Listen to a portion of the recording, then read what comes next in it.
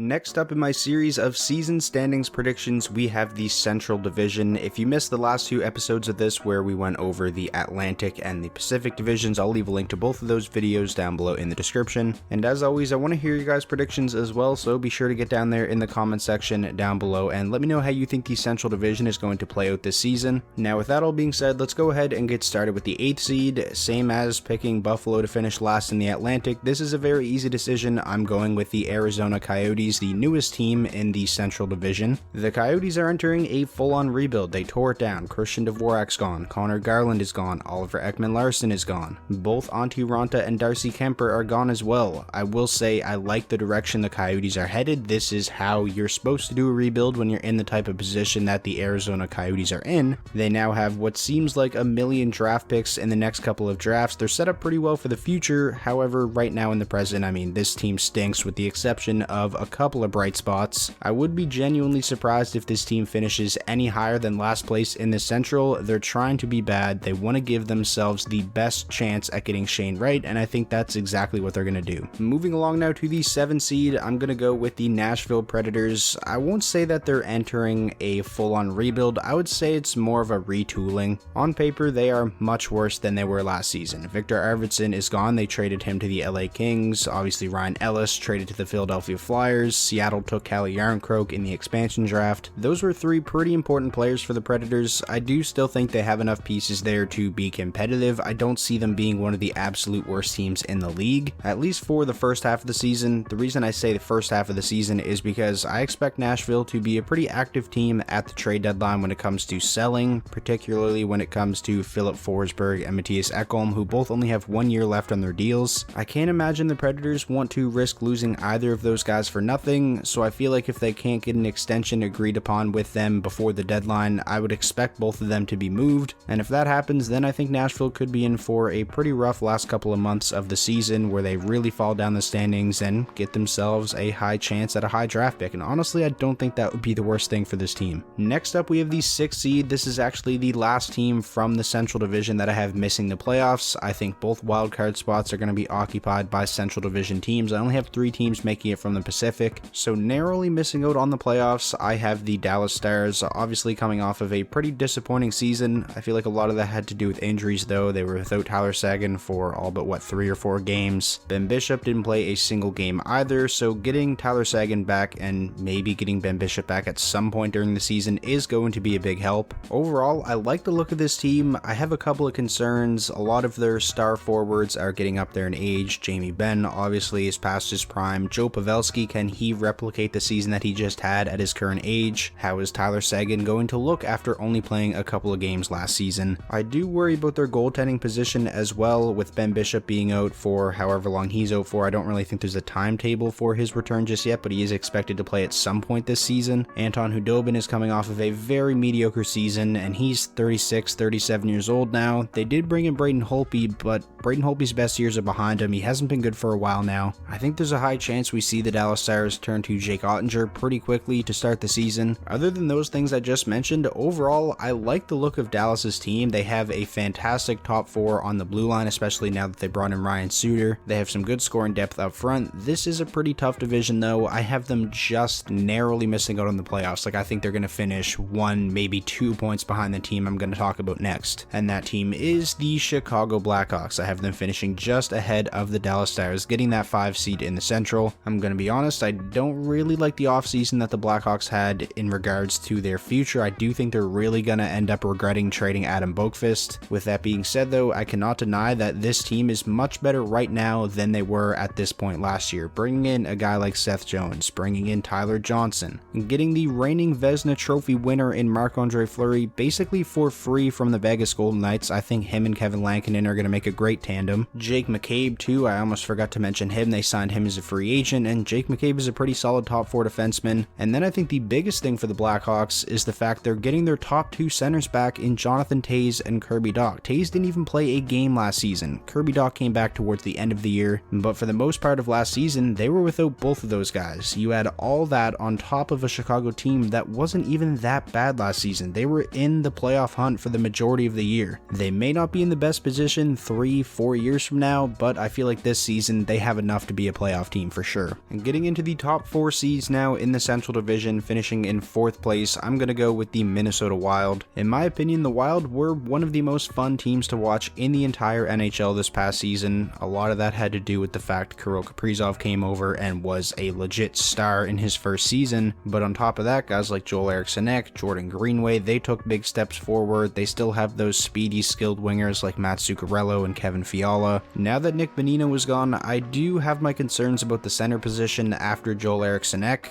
Looking on dailyfaceoff.com right now, their second line center projects to be Ryan Hartman, and that's certainly not ideal. If they can just be at least an average offensive team, I think they're going to be just fine though, because I do still really like their D-core, their top 4 especially. Losing Ryan Suter and Carson Soucy hurts, but bringing in guys like Dmitry Kulikov and Alex Goligoski definitely softens that blow. This team also has 2 real solid goaltenders in Cam Talbot and Kaapo Kähkönen. If both of those guys can play the way they did this past season, I fully expect Minnesota to have another really good year. Moving on now to the 3 seed, I'm actually going to go with the St. Louis Blues. I feel like they've quietly had a pretty good offseason. Yes, they lost Vince Dunn and Jaden Schwartz, who are now both in Seattle, but they brought in Brendan Saad in free agency, signed him to what I think is a pretty fair contract, and also made what I think is one of the best trades of the offseason, bringing in Pavel Buchnevich for, I believe it was Sammy Blais and a 2nd round pick. I mean, that's a steal. Pavel Buchnevich was a legit top line 2-way beast for the New York Rangers this past season. With the additions of those two, I feel like St. Louis may have the deepest forward crop in the entire Central Division. You look at lines 1 through 3, I mean, Vladimir Tarasenko projects to be on their 3rd line with Robert Thomas and Klim Kostin. I think they have a real solid D-core 1 through 6 behind those forwards. My one concern would be the same concern I had with the St. Louis Blues heading into last season, and that is Ville Husso being the backup to Jordan Binnington. And although it didn't cost St. Louis the playoffs or anything this past season, Ville Husso wasn't good. He had just an .893 save percentage. The Blues have to rely on Jordan Binnington a ton. If he struggles or if he gets hurt, I think they could be in a pretty tough spot. But other than that, I really like to look at this team. Next up, we have the 2nd seed, and finishing 2nd place in the Central, I'm going to go with the Winnipeg Jets, a team that we all know has a ton of offensive firepower, but over the past couple of seasons, their problem was defense. Now, it didn't cost them all that much. They were able to remain a playoff team in those seasons because, well, they have Connor Hellebuck, who's one of the best goaltenders on the planet. But now you look at that blue line, and it's really not all that bad after adding Nate Schmidt and Brendan Dillon. I think they have the makings of a good top 4 with Morrissey, Pionk, Dillon, and Schmidt. Morrissey really struggled this past season, but I think a lot of that had to do with the fact he was relied on way too much. I think he's only going to get better with the additions of Dillon and Schmidt. I certainly don't think this is one of the best blue lines in the league by any means, but it's definitely competent, and they still have one of the best goaltenders in the planet behind them. I really like what the Jets have done. I think they're going to have a great regular season, so I have them in 2nd place in the Central. And now finally finishing 1st place in the Central Division, I'm sure you all saw this coming, I'm going with the Colorado Avalanche. I would honestly be pretty surprised if this team does not win the Central Division. They're coming off of a President's Trophy win, and sure, they lost a little bit this offseason. Donskoy going to Seattle, Saad in St. Louis, they traded Ryan Graves to the Devils, but the Avs have the depth to make up for those losses. That's what makes them such a good team. The biggest concern that I've seen other people have with Colorado is losing Grubauer and replacing him with Darcy Kemper. Is it a downgrade? Yeah, probably, but they don't need world-beating goaltending to be a good team. This team is stacked. If Darcy Kemper can even just be a little bit above league average, I think this is still a team that should win the Central. So that is going to wrap up today's video. Those are my predictions for how the Central Division standings are going to play out. That leaves us with just the Metropolitan Division to go over, which I'm kind of dreading because I feel like that division is just going to be a bloodbath and could go a lot of different ways. If you have not already, like I said at the start of the video, be sure to go down there in the comment section, leave your predictions for the Central. I'm interested to hear your guys' thoughts, and you can expect the 4th and final episode of this series to be uploaded tomorrow where I predict the Metro standings.